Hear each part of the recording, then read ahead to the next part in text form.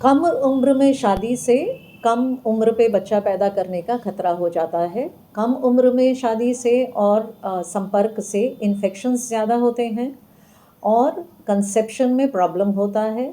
अगर लड़की कंसीव कर भी जाती है तो अबॉर्शन सबसे बड़ा खतरा होता है, रिपीटेड अबॉर्शंस। और अगर बच्चा पेट में सही विकास नहीं हो रहा है और अंदर ही अंदर वो विकास बंद हो गया बच्चे का, तो हमें उसको अबॉर्ट करना पड़ता है। अगर अबॉर्शन एक क्वालिफाइड डॉक्टर और सेफ तरीके से नहीं होता है, जो सेफेस्ट तरीका अबॉर्शन का होता है उसको हम कहते हैं EVA या NVA, यानी वैक्यूम इवैक्यूएशन होता है।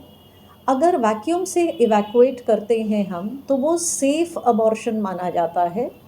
उसी तरीके से अगर हम इंस्ट्रूमेंट्स डाल के जो लोग अबॉर्शन करते हैं उससे छूटने का भी खतरा होता है और यूट्रस में भी चोट आने का होता है। और यूट्रस में अगर चोट आ जाता है तो बच्चे के जान का भी, मतलब महिला के जान का भी खतरा हो जाता है। तो ये सारी चीज़ें अगर छोटी उम्र है तो पूर्ण विकास बच्चे का नहीं होता है। और कभी भी हम अबॉर्शन करते हैं तो अबॉर्शन बहुत ही हाई रिस्क प्रोसीजर होता है, उसमें एक बेटी का जान का खतरा होता है। नमस्कार, मैं डॉक्टर अलका राय और आज हम लोग बात करेंगे कम उम्र में अगर एक लड़की की शादी हो जाती है और प्रेगनेंसी हो जाती है तो उसके क्या क्या नफ़ा नुकसान होते हैं।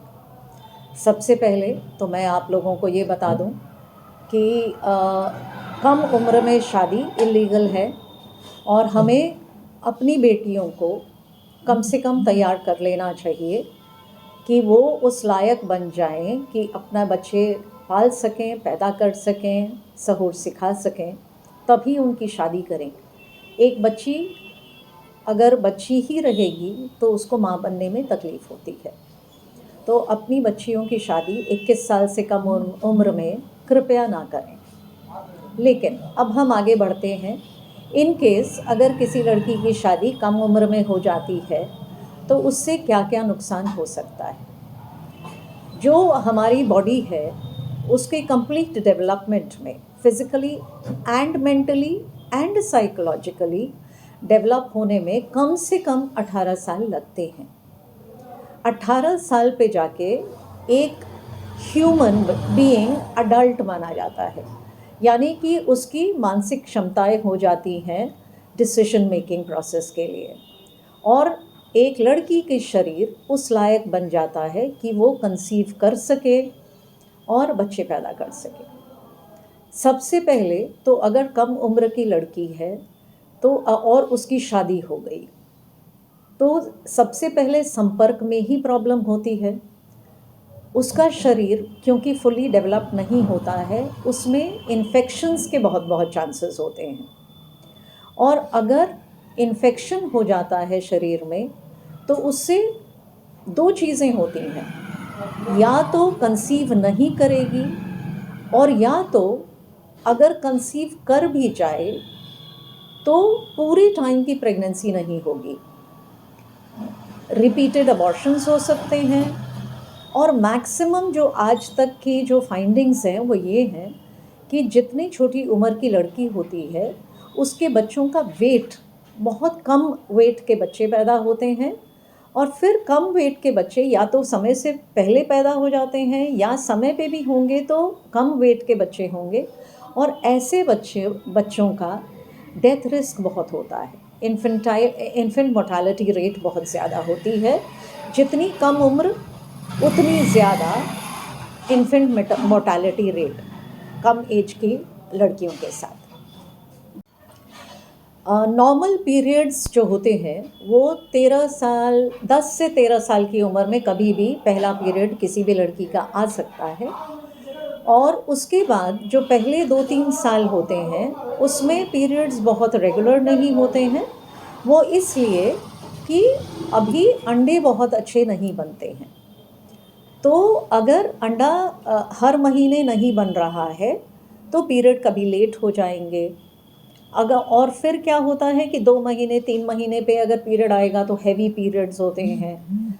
तो और अगर इन्फेक्शन हो जाता है तो भी पीरियड्स गड़बड़ हो जाते हैं। तो हर तरह से फुल्ली मैच्योर होने में लगभग 18 साल का उम्र फिर आ जाता है कि पीरियड्स रेगुलर हों। जनरली पीरियड्स हमारे होते क्यों हैं? जब अंडा ओवरी से निकलता है और वो स्पर्म से नहीं मिलता है, तो वही प्रेगनेंसी अगर नहीं रुकती है तो पीरियड आता है। तो पीरियड आना सिर्फ एक द्योतक है कि अगर पीरियड आ गया तो इसके मतलब अब बच्चा बड़ा हो गया है और वो कंसीव कर सकती है। लेकिन जब तक एकदम रेगुलर पीरियड्स ना हो जाएं, तब तक कंसेप्शन नहीं होना चाहिए। हाँ, तो जैसे अगर माँ को असर पड़ता है उसी तरीके से बच्चे को भी असर पड़ता है। अगर सर्वाइकल इनकम्पिटेंस है तो हैबिचुअल अबॉर्शन, मतलब समय से पहले वो बच्चा अबॉर्ट हो जाता है। और दूसरा जो सबसे बड़ा खतरा होता है वो ये होता है कि प्रीमेच्योर बेबीज़ होती हैं।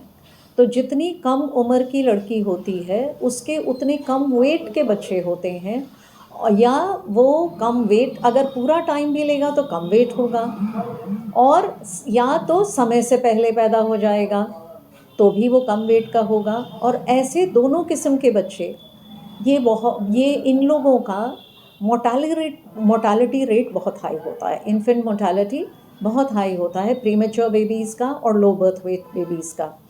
तो इसलिए कम उम्र में बच्चे के लिए भी वो नुकसानदेह होता है और जच्चा के लिए भी बहुत नुकसानदेह होता है। कम उम्र में प्रेगनेंसी से जो महिला का मेन नुकसान है, first and foremost infection, second cervical incompetence. Infection की वजह से सर्वाइकल इनकम्पिटेंस होता है जिससे रिपीटेड अबॉर्शंस होते हैं।